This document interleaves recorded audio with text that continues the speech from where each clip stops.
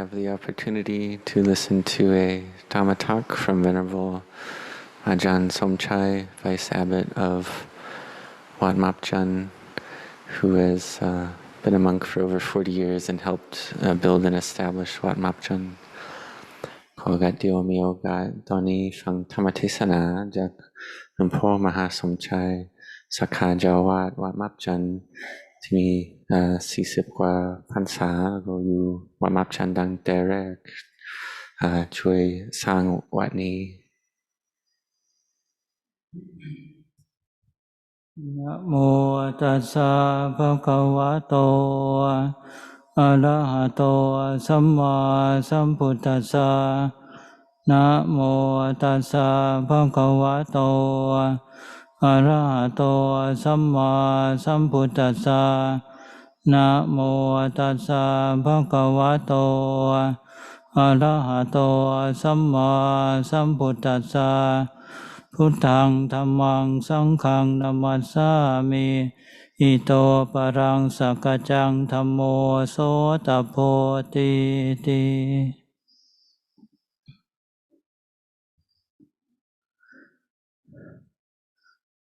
โอกาสต่อไปก็ให้เราตั้งใจฟังธรรมะอันเป็นหลักคำสอนของพระพุทธเจ้าหลังจากที่เราได้เดินจงกรมการเดินจงกรมก็เป็นการทำสมาธิอย่างหนึ่งในขณะที่เราเดินจงกรมเราก็กำหนดอิริยาบถไปด้วยหรือว่าในขณะที่เดินจงกรมจิตของเราอาจจะเป็นสมาธิมีความสงบเพื่อก็เป็นการทำสมาธิอย่างหนึ่งเพราะฉะนั้นความสงบหรือว่าความวิเวกในการประพฤติในการปฏิบัติของผู้ที่ต้องการความสงบพระพุทธเจ้าก็ทรงตรัสไว้ว่ามีถึง3 อย่างเรียกว่ากายวิเวกจิตตวิเวกแล้วก็อุปธิวิเวกกายวิเวกก็หมายถึงว่ากายของเราสงัดสงบจากสิ่งต่างๆหรือว่าอยู่ในที่อันสงบอย่างเช่นอยู่ในป่าหรือว่าอยู่ในบ้านที่ไม่คุกคีด้วยหมู่คณะต่างๆหรือว่าอยู่รวมกันเราก็สมาทานไม่พูดหรือว่าพูดน้อยๆกายของเราก็ได้รับความวิเวกก็คืออยู่สงบสงัดแต่จริงๆแล้วกายวิเวกที่พระพุทธเจ้าทรงตรัสไว้ก็หมายถึงว่าให้พระภิกษุหรือว่าผู้ประพฤติผู้ปฏิบัติอยู่ในป่าหรือว่าอยู่ในเรือนว่างอยู่ในที่อันสงบสงัดกายก็จะได้รับความวิเวกคือว่ากายก็ไม่วุ่นวายด้วยสิ่งรบกวนต่างๆภายนอกมีเสียงเป็นต้นเมื่อกายวิเวกแล้วทีนี้เราก็จะมาทำจิตวิเวกให้เกิดขึ้นมันก็เป็นสิ่งที่ทำได้ง่ายคำว่าจิตวิเวกคือความสงบสงัดของจิตปกติแล้วก็จะรับรู้อารมณ์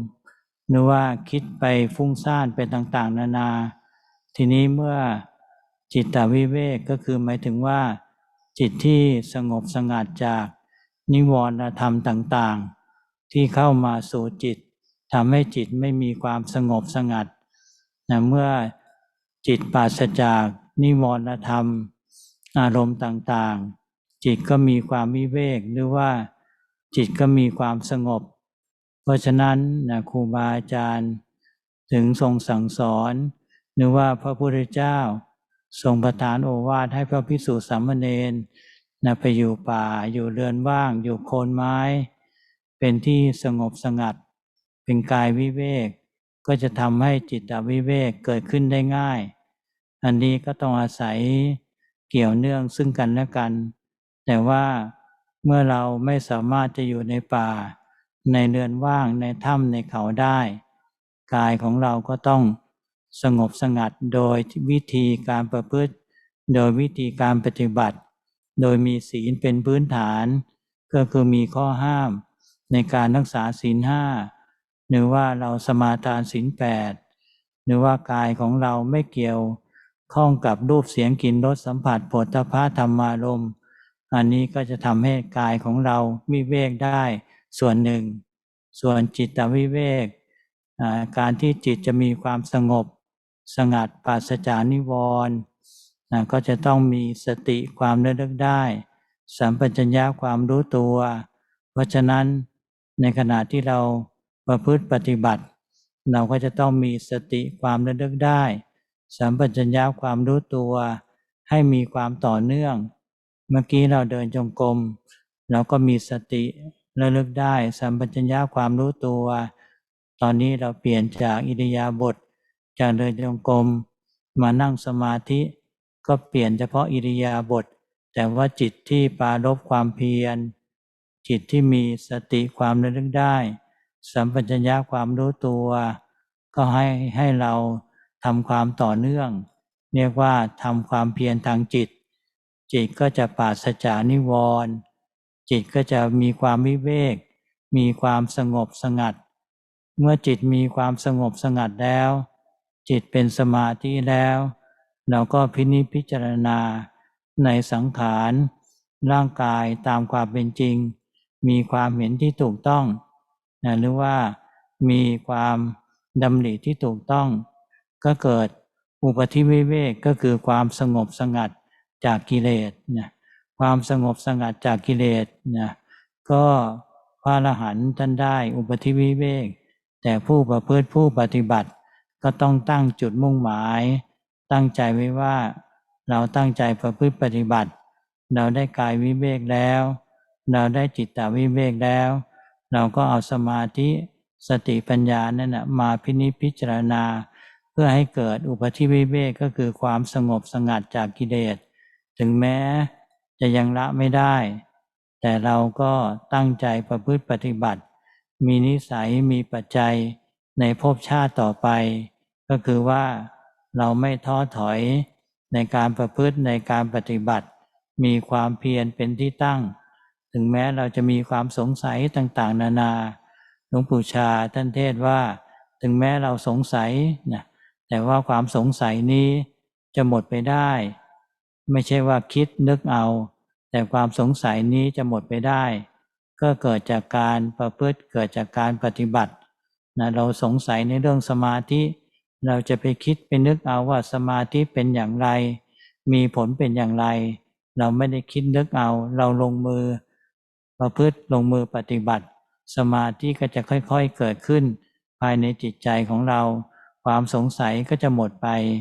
ความสงสัยหมดไปความสงบความสุขหรือว่าสมาธิก็จะเกิดขึ้นภายในจิตใจของเราอันนี้ผู้ประพฤติผู้ปฏิบัติต้องประพฤติปฏิบัติเองมีครูบาอาจารย์แนะนำสั่งสอนเราได้รับได้รู้แล้วเราก็น้อมเข้ามาประพฤติน้อมเข้ามาปฏิบัติให้เกิดขึ้นภายในจิตใจของเราหรือว่าเราจะเห็นสิ่งต่างๆภายนอกเราก็น้อมเข้ามาสู่ใจของเราน้อมเข้ามาสู่จิตใจของเราอย่างเช่นเราเห็นต้นไม้เห็นใบไม้มันร่วงลงเราก็พินิจพิจารณาว่าใบไม้มันก็ร่วงลงชีวิตของเรามันก็ร่วงไปเหมือนกันนะมันร่วงไปสู่ความแก่ความเจ็บความตายในที่สุดเพราะว่า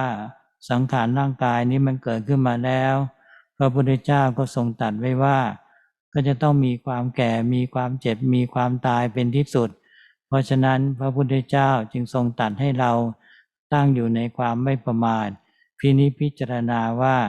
วันคืนล่วงไปบัดนี้เราทำอะไรอยู่ก็หมายถึงว่าให้เราตั้งอยู่ในความไม่ประมาทดังเช่นเรามา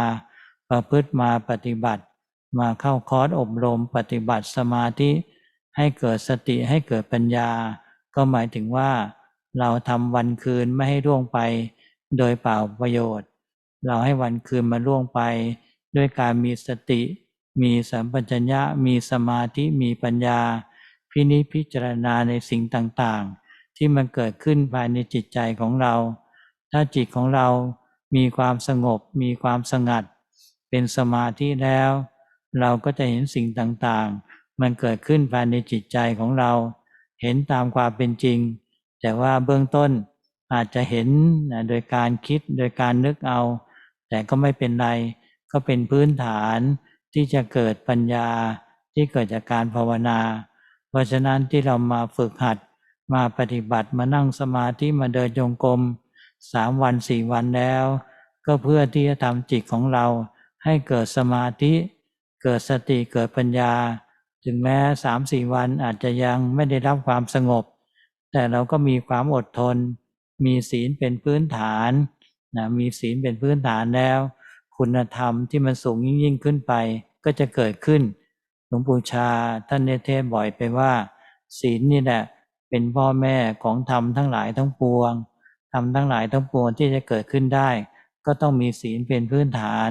ถ้าปราศจากศีลสมาธิก็ไม่สามารถที่จะเกิดขึ้นได้เมื่อไม่มีสมาธิปัญญาก็ไม่สามารถที่จะเกิดขึ้นได้เพราะฉะนั้นศีลจึงว่าเป็นสิ่งที่สำคัญเป็นพื้นฐานหรือว่าเป็นพ่อแม่ของธรรมทั้งหลายทั้งปวงเป็นพื้นฐานที่จะเกิดคุณธรรมให้สูงยิ่งขึ้นไปเหมือนกับว่าเราสร้างตึกสร้างบ้านใหญ่โตเราก็ต้องมีพื้นฐานที่มั่นคงแข็งแรงถ้าพื้นฐานไม่มั่นคงแข็งแรงแล้วตัวอาคารก็จะตั้งอยู่ไม่ได้จิตใจของเราก็เหมือนกันถ้าเราไม่มีศีล 5 ศีล 8เป็นพื้นฐานคุณธรรมที่จะสูงยิ่งขึ้นไปก็ไม่สามารถที่จะเกิดขึ้นได้เพราะฉะนั้นเราจะเห็นคุณค่าของการรักษาศีลเราสมาทานศีล 5หรือว่าเรารักษาศีล 8ไม่ใช่เพื่ออะไรก็เพื่อที่จะทำให้จิตใจของเราจิตใจของเราภาระมันน้อยลงไปเราก็จะได้มีเวลามาดูจิตดูใจอย่างเช่นเรางดเว้นจากการรับประทานข้าวเย็นงดเว้นจากการดูฟ้อนรำขับประโคมดนตรีต่างๆก็เพื่อที่จะทำให้จิตของเราไม่วุ่นวายกับสิ่งภายนอกเราจะได้มาดูจิตดูใจในขณะที่เราประพฤติปฏิบัติสิ่งที่สำคัญก็คือสติความระลึกได้สัมปชัญญะความรู้ตัวว่าขณะนี้เรานั่งสมาธิจิตของเรารู้อยู่กับลมหายใจไหมจิตของเรารู้อยู่กับคำบริกรรมพุทโธหรือเปล่าถ้าจิตของเรารู้อยู่กับลมหายใจรู้อยู่กับคำบริกรรมพุทโธแสดงว่าสติจิตของเราเริ่มเป็นสมาธิไม่คิดไปเรื่องอดีตเรื่องอนาคตจิตจะค่อยๆตั้งมั่นถ้าเราทำทุกวันเดี๋ยวความสงบสมาธิก็จะเกิดขึ้นภายในจิตใจของเราเมื่อสมาธิความสงบเกิดขึ้นภายในจิตใจของเราแล้วศรัทธาของเราก็มั่นคงยิ่งขึ้นเมื่อมีศรัทธาความเพียรก็จะเป็นไปเองเพราะว่าเราเห็นคุณค่าเห็นประโยชน์ของการประพฤติของการปฏิบัติถึงแม้จะมีความทุกข์ในการที่พักผ่อนน้อยบ้างหรือจะต้องมานั่งสมาธินานๆมาเดินจงกรมหลายๆนาทีก็อาจจะเกิดความปวดเมื่อยเป็นธรรมดาแต่ว่าจิตนี้เราเห็นประโยชน์ถ้าจิตของเราเห็นประโยชน์เราทำไปแล้วจิตของเรามีความสงบมีความสงัดอย่างเช่นเราเดินจงกรมอาจจะเดินหลายๆชั่วโมงหลายนาทีอาจจะเกิดความปวดเมื่อยแต่ถ้าจิตของเรามีความสงบความปวดเมื่อยก็หายไปเพราะว่าอะไรเพราะว่าจิตมีความสงบสงัดจิตเป็นสมาธิมันก็แยกออกจากกายไม่รับรู้เรื่องกายว่ามันเจ็บปวดอย่างไรมีแต่ความสงบมีแต่ความเบามีแต่ความสบายมีแต่ความสว่างไสวของดวงจิตเราก็อาศัยจิตนั่นแหละที่เป็นสมาธิมาพินิจพิจารณาในสังขารร่างกายตามความเป็นจริงที่องค์สมเด็จพระสัมมาสัมพุทธเจ้าทรงตรัสไว้ว่าร่างกายนี้ประกอบไปด้วยธาตุสี่มันเกิดขึ้นมันตั้งอยู่ก็ดับไปเพียงแต่ว่าเรายังไม่เห็นตามความเป็นจริงที่เรายังไม่เห็นตามความเป็นจริงเพราะว่าจิตของเรายังไม่เป็นสมาธิจิตของเรายังไม่มีความสงบเพราะฉะนั้นที่เรามาฝึกหัดมาปฏิบัติสมาธิก็เพื่อที่จะทำให้เกิดปัญญาเกิดปัญญาตัวนี้ก็คือหมายถึงว่าเห็นสิ่งต่างๆตามความเป็นจริงที่พระพุทธเจ้าทรงสั่งสอนไว้ที่การที่จะเห็นสิ่งต่างๆตามความเป็นจริงได้จิตก็จะต้องมีสมาธิ มีความสงบสงัดของจิตใจเป็นสิ่งที่สำคัญเพราะฉะนั้นที่เราตั้งใจประพฤติปฏิบัติก็หมายถึงว่าเรากำลังเดินทางไปสู่จุดมุ่งหมายก็คือพระนิพพานการเดินทางนี้อาจจะมีความทุกข์เป็นเบื้องต้นแต่ก็มีความสุขมีความสงบมีความสุขมีความสงบเป็นเบื้องปลายนะอาจจะกายมันทนทุกข์บ้างแต่จิตใจของเรามีปิติมีความสงบมีความที่ว่าเห็นธรรมะตามความเป็นจริงนะกายของเราก็จิตของเราก็สามารถที่จะตั้งใจประพฤติปฏิบัติได้อันนี้แหละเป็นสิ่งที่พระพุทธเจ้าหรือว่าครูบาอาจารย์ทรงสั่งสอนแนะนำให้เราตั้งใจประพฤติตั้งใจปฏิบัติในขณะที่เรายังมีลมหายใจร่างกายของเรายังแข็งแรงดีอยู่เราพอที่จะเดินโยงกรมนั่งสมาธิประพฤติปฏิบัติได้เราก็ควรที่จะตั้งอยู่ในความไม่ประมาทเห็นวันเวลามันก็ผ่านไปแต่เราก็ไม่ให้วันเวลามันผ่านไปโดยเปล่าประโยชน์เรามาตั้งใจประพฤติปฏิบัติมาฝึกหัดปฏิบัติสมาธิมาเดินโยงกรมมานั่งสมาธิมาสวดมนต์ไหว้พระมาฟังเทศน์ฟังธรรมะอันนี้เป็นสิ่งที่มีคุณค่าแก่ชีวิตจิตใจของเราอย่างที่สุดทรัพย์สมบัติภายนอกเรามีมากเท่าไหร่ถึงเวลาเราแตกดับไปทรัพย์สมบัติภายนอกมันก็ทิ้งอยู่ในโลกแต่ว่าทรัพย์สมบัติอริยทรัพย์ภายในก็คือศีลสมาธิปัญญาทานศีลภาวนาที่เราตั้งใจประพฤติปฏิบัตินี้จะเป็นอริยทรัพย์ภายในจิตใจของเราเป็นทรัพย์ที่ใครจะมาแย่งชิงเอาไปก็ไม่ได้เป็นทรัพย์ที่เกิดจากการประพฤติที่เกิดจากการปฏิบัติเป็นทรัพย์อันประเสริฐที่พระพุทธเจ้าทรงตรัสไว้ว่าให้เราถึงพระพุทธพระธรรมพระสงฆ์เป็นที่พึ่งอย่างสูงสุดก็หมายถึงว่าเราถึงพระพุทธพระธรรมพระสงฆ์ด้วยการตั้งใจประพฤติปฏิบัติพระพุทธเจ้าทรงสอนให้เราละเว้นแต่ความชั่วทั้งหลายทั้งปวงเราก็ละเว้นพระพุทธเจ้าทรงสั่งสอนให้เราทำกุศลหรือทำความดีให้ถึงพร้อมเราก็ทำกุศลหรือความดีให้ถึงพร้อมพระพุทธเจ้าทรงตรัสไว้ว่าให้เราทำจิตของตนให้ขาวรอบหรือว่าทำจิตของตนให้เกิดสมาธิให้เกิดปัญญาเราก็จะได้พินิจพิจารณาเห็นตามความเป็นจริง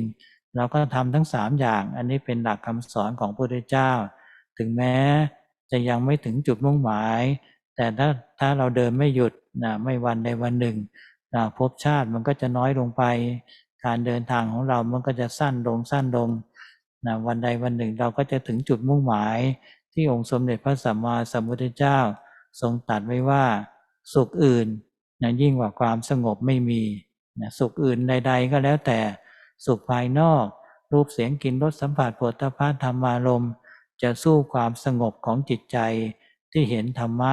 เห็นสัจธรรมตามความเป็นจริงไม่ได้เพราะฉะนั้นก็ขอให้เราตั้งใจประพฤติปฏิบัติในช่วงเหลือเวลาอีกไม่กี่วันก็ขอให้เราตั้งใจมีสติอยู่ภายในกายให้มากที่สุดอย่าคิดออกไปนอกกายให้อย่าคิดออกไปนอกกายเราทำอะไรเราก็มีสติความระลึกได้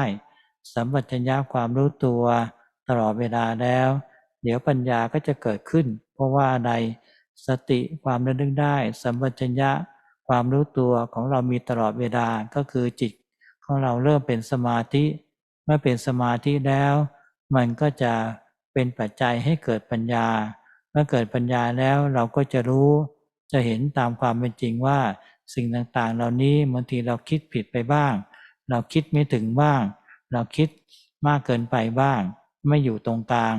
ตรงที่มันไม่ยินดีไม่ยินร้ายตรงนี้แหละที่จะเห็นธรรมะที่จะรู้ธรรมะแล้วก็เป็นธรรมะในที่สุดแล้วก็ขอให้เราตั้งใจประพฤติปฏิบัติแล้วก็ขอให้เรามีความเจริญแล้วก็ตั้งใจประพฤติปฏิบัติด้วยกันทุกท่านทุกคน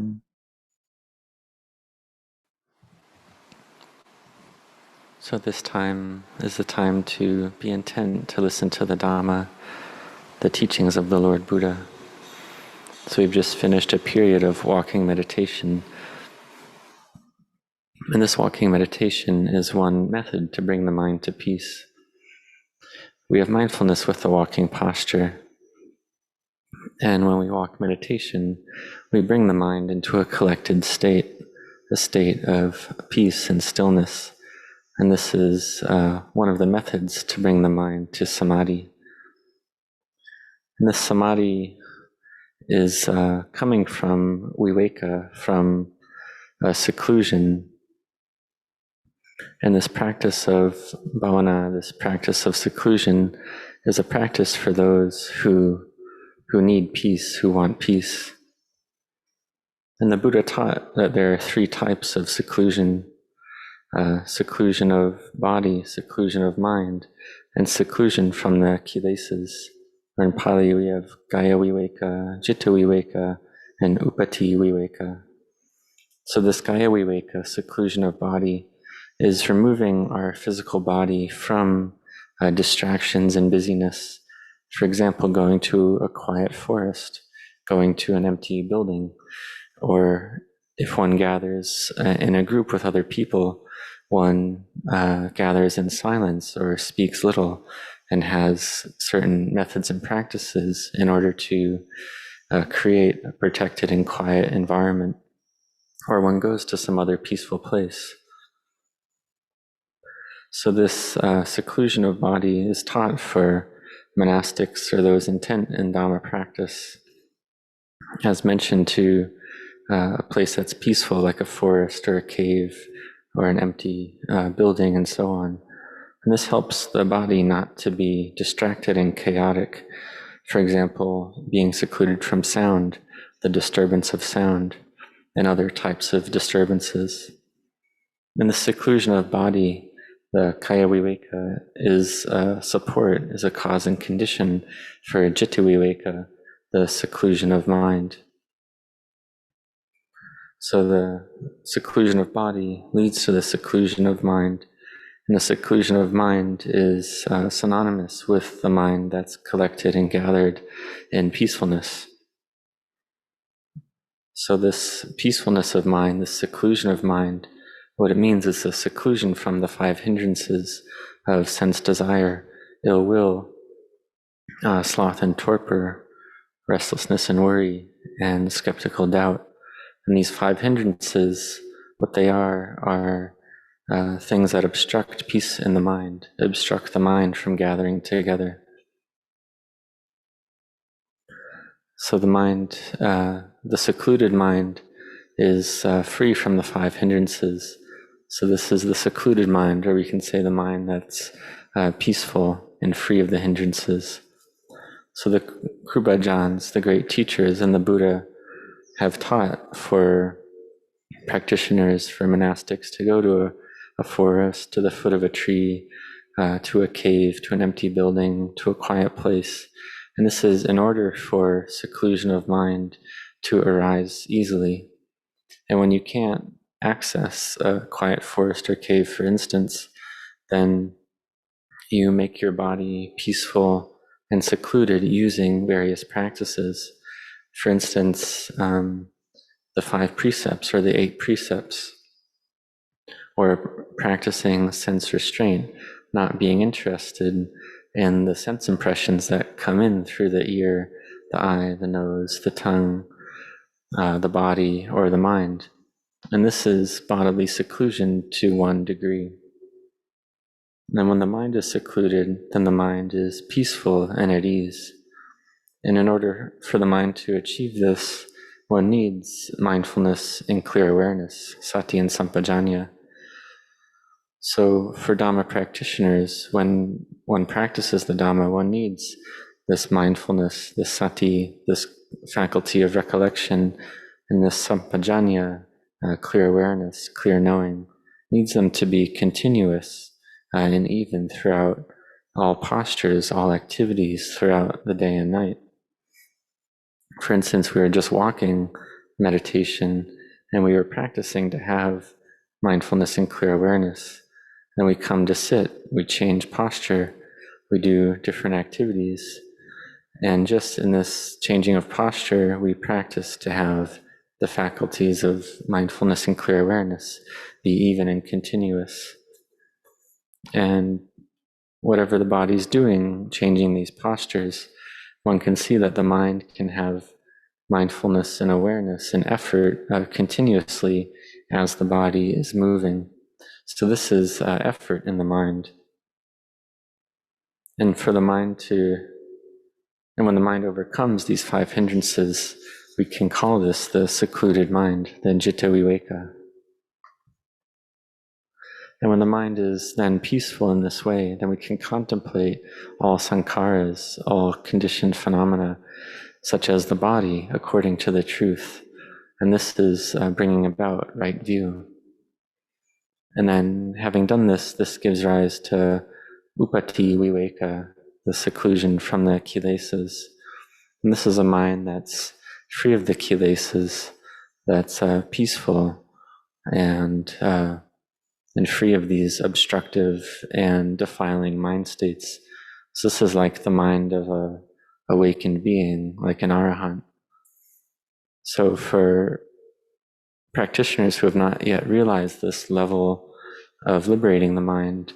we are intent to practice to this level. We have this as a goal. And therefore we practice seclusion of body and seclusion of mind in order to contemplate the Dhamma according to the truth, in order to realize this peaceful mind that's able to see clearly. And this is the cause and condition. This leads us to realize the seclusion from the kilesas, the upati viveka. So may you be intent in your practice. And then this is the cause for this and future lives, for one to have effort in Dhamma practice. So one is sowing the causes in the present for future prosperity in the Dhamma. And Rinpoche taught that whatever doubts one has about the practice, that it is possible for these doubts to come to an end through the practice. So just keep practicing and these doubts can come to an end. One may doubt about samadhi, about gathering the mind together. So don't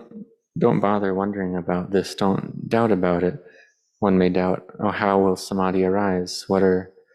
is samadhi like? What are the results of samadhi like?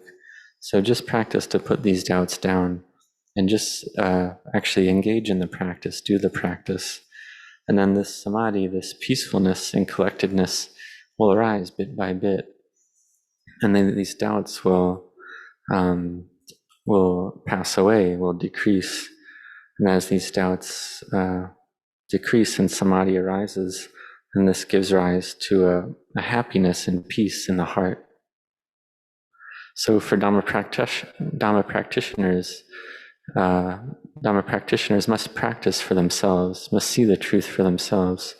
Just like the Lord Buddha, he knew the truth for himself.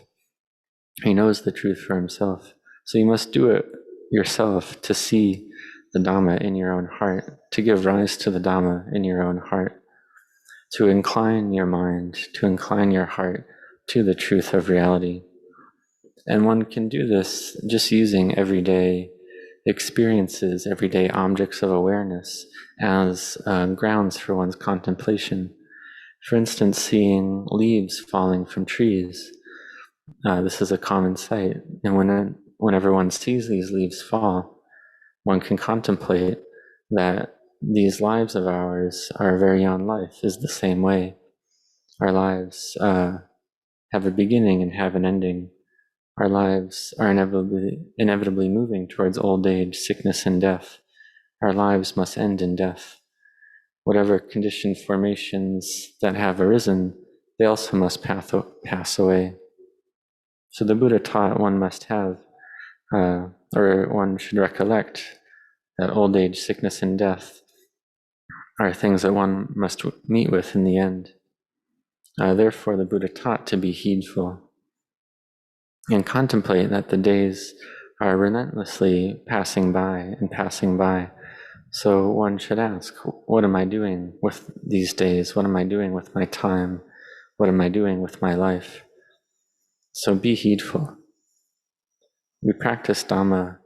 and particularly during this period of retreat, we practice to cultivate mindfulness and wisdom, to not have the days pass by in vain, to not waste our time. So we practice to have mindfulness, clear awareness, collectedness and wisdom, to contemplate all the things that arise in the heart. And we see when the mind is gathered and peaceful, then seeing things clearly in the heart is possible. We see them according to the truth. Whatever phenomena arise in the heart,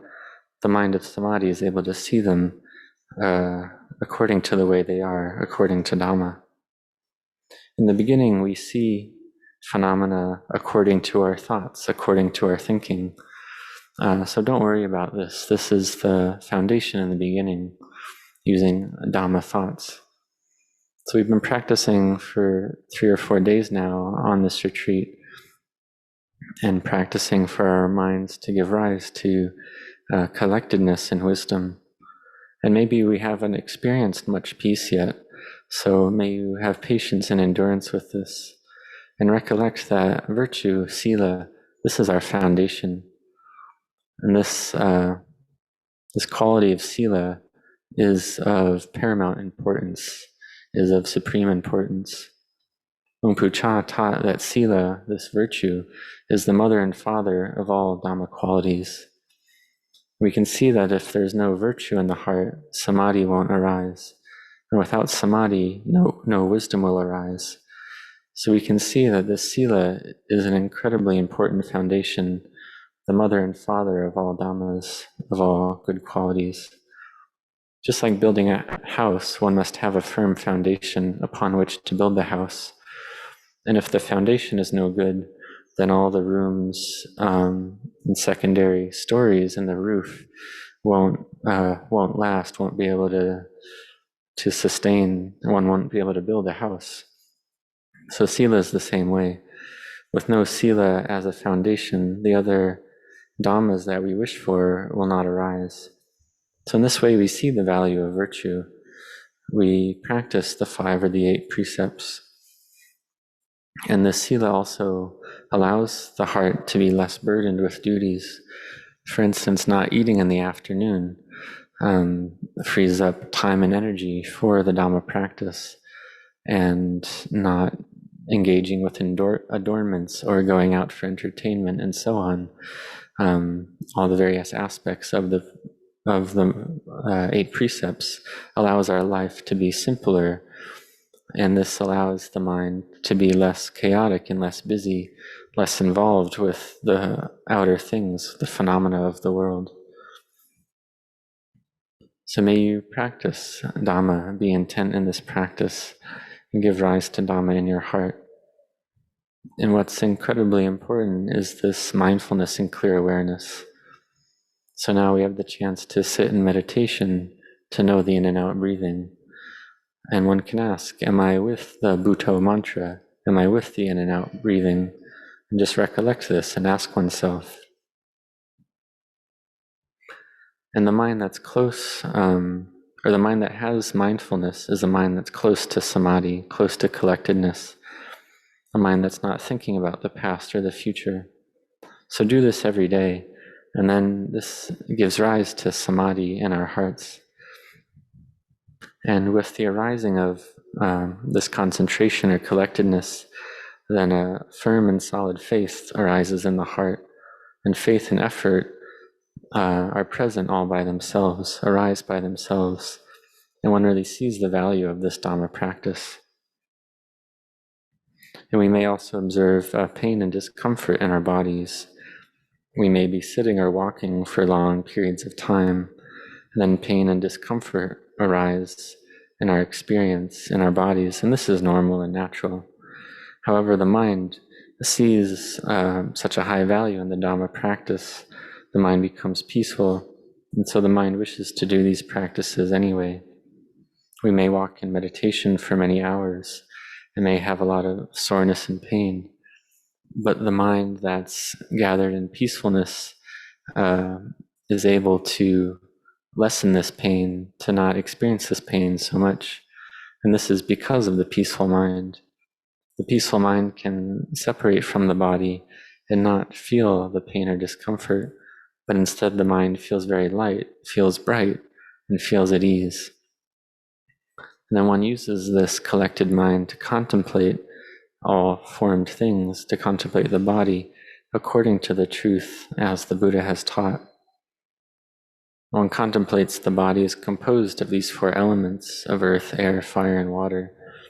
and that these elements arise and pass away according to nature. And we don't see this truth clearly yet. We don't see the truth that the elements arise, stay for a little while, and pass away, because the mind is not yet gathered in samadhi. The mind is not yet peaceful.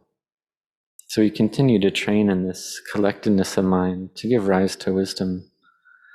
In the arising of wisdom, this is the seeing of phenomena according to truth, as the Buddha has taught. And seeing this, one needs collectedness, one needs peacefulness. Therefore, when practicing Dhamma, we're walking towards this goal of Nibbana, this goal of liberation. And in the beginning, this path has dukkha, has stress and suffering. But the end of the path has great happiness and great peace later on. So the body may hurt, but this is building happiness in the mind and ease in the mind. And seeing the truth is a greatest happiness and greatest ease. So may you be intent to practice Dhamma, and this happiness and ease that arises from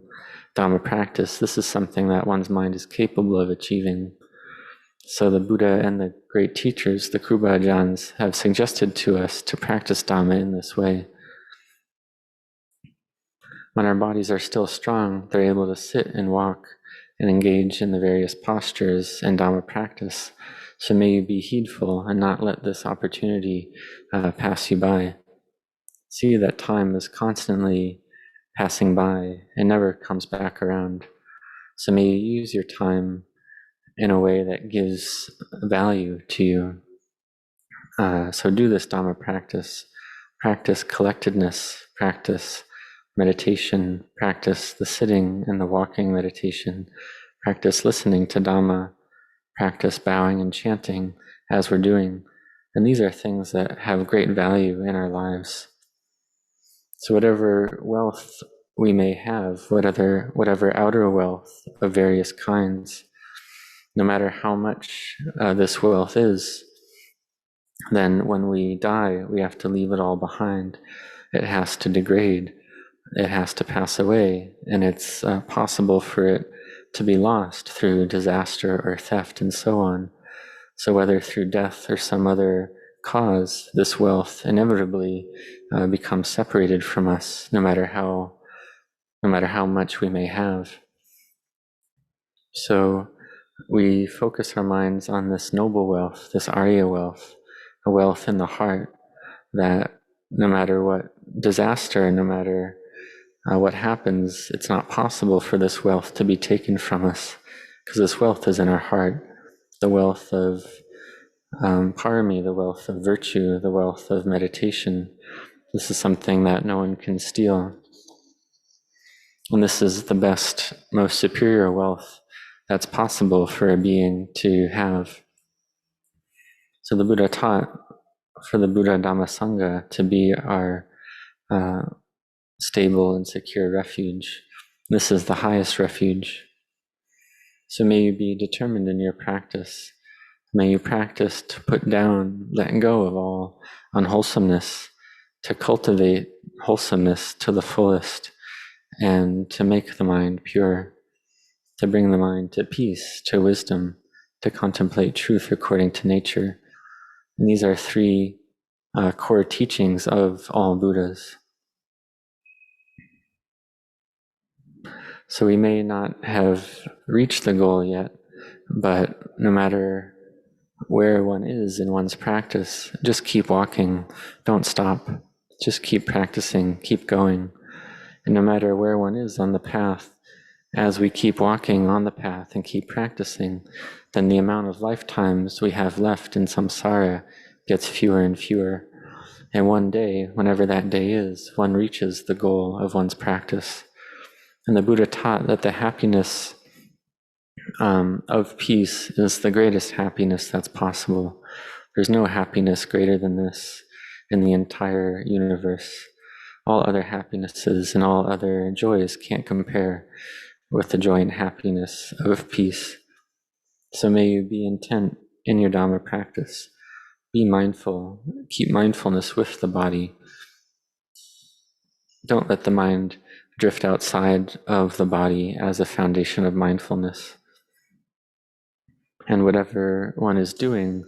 have this mindfulness and clear awareness at all times. And this is the cause for wisdom to arise. This gives rise to wisdom. Because the mind with mindfulness and clear comprehension all the time,